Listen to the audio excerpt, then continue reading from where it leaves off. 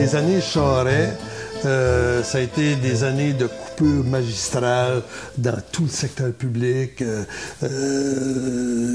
On nous parlait du déficit, on nous parlait de la dette. Ils ne savaient plus de quoi nous parler parce que le déficit, ils l'avaient réglé sous Bouchard. Puis là, l'autre embarquait, puis là, il se mettait à parler de la dette. Puis le patronat, c'est la dette, la dette, la dette. Après ça, ben c'est le déficit, la dette. Il y a eu des restructurations majeures à cette époque-là. Oui, les clauses la réingénierie de l'État. Réingénierie de l'État, qui ont comme transféré au privé aussi. Il faut restructurer, il faut devenir... Mais ceux qui faisaient les frais de ça, c'était les travailleurs et les travailleuses, tout simplement. Oui. Je veux dire. Puis ça a été malheureux parce que 95, c'est l'année où on a fermé le port, ça. Oui. Donc, les grandes manifs. On a fait les grandes manifs en 95 et moi, je pense qu'on a lâché un peu vite. Au bout de 3 jours, le monde était parti, là, puis dans le Québec... Là, ça aurait pu être une grève générale. Ah oui, ça aurait pu être une vraie grève générale et ça aurait transformé le Québec qu'on connaît aujourd'hui. Ça aurait été complètement différent, j'en suis convaincu. Mais je pense qu'il y en a qui ont eu peur en cours de route. Il y en a qui ont dit « Hey, il faut faire rentrer les gars, il faut faire rentrer les gars, il faut faire rentrer les gars. » Moi, j'ai réuni la gang. La gang, il dit « Il faut rentrer. » Il dit « Luc, on va rentrer quand on va être prêt à rentrer. » J'ai dit « C'est la réponse, je voulais entendre. » Téléphone à Henri, il dit « Moi, il n'y a pas personne qui rentre, tout reste là. » Tard. Fait que... mais Henri... Ça l'énervait, ça, là. Ouais, puis il y avait l'impression de ben tout oui, le monde. politique, puis des autres mondes, des autres syndicats. Puis c'est comprenable. Les syndicats qui étaient moins envieux de... Oui, c'est ça. Donc, 95, ces années-là, tu sais, aller jusqu'à 2005, même encore aujourd'hui, je veux dire, c'est pas en 2005, là.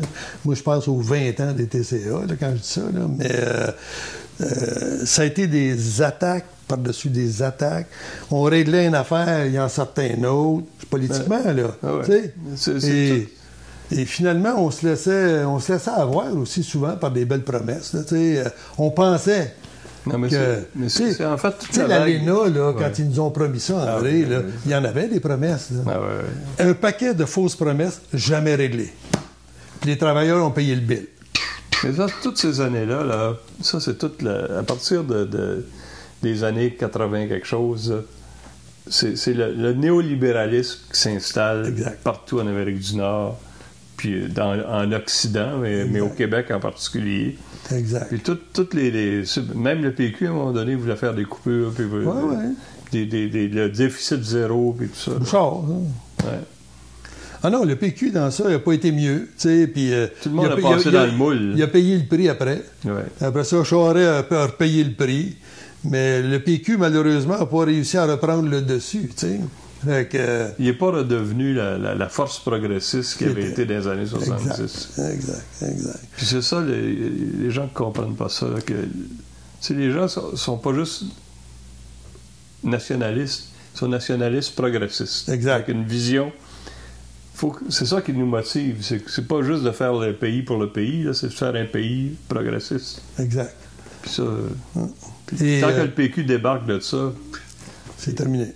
Il n'y a plus d'enthousiasme. Tu sais, je regardais la liste des plus grands projets de loi au Québec qui ont été passés. Ça a été par le gouvernement de René Lévesque, Parti québécois, sur les 2 mandats où ils ont passé des choses incroyables. Oui. Mais après ça, là, ils sont devenus pareils comme les libéraux. Puis, mais moi, je me disais toujours, je lui fais confiance. On va lui demander quelques affaires de plus, puis on va réussir à obtenir des choses. Mais avec Bouchard, on n'a rien.